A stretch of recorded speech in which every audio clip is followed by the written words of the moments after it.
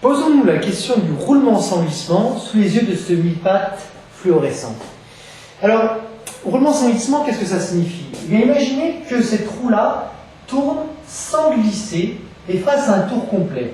Eh bien, elle aurait avancé de combien? Le point G aurait avancé de quelle distance? Eh bien, tout simplement, si on roule comme ceci, eh bien, on va avancer de la distance correspondant au périmètre de la roue. Donc, si on fait un tour complet, le point G va se déplacer de 2π fois r, puisque 2πr, c'est la circonférence de la roue.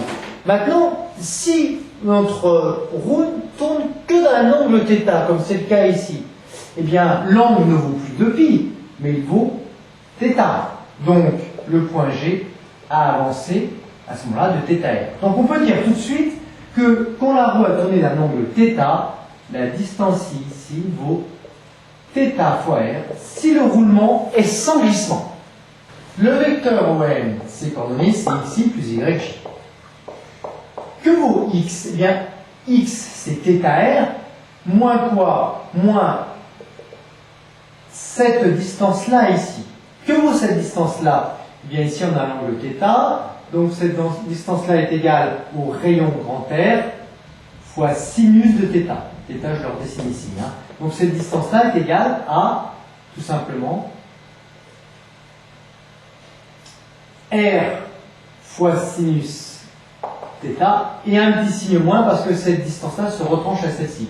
Autrement dit, x est égal à θr moins R sinus θ.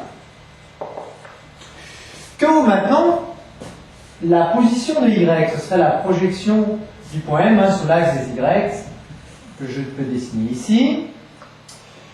Donc, ça correspondrait à ce segment-là.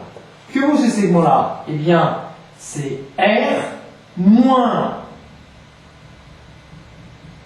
ceci. Donc, R moins ceci. Que vaut cette distance-là? Y est égal donc à R moins cette distance-là. Cette distance-là, c'est tout simplement grand R cosinus θ.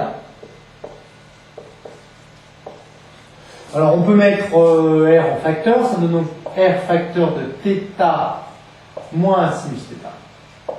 Voilà pour x. Et puis pour y, grand R facteur de 1 moins cos θ.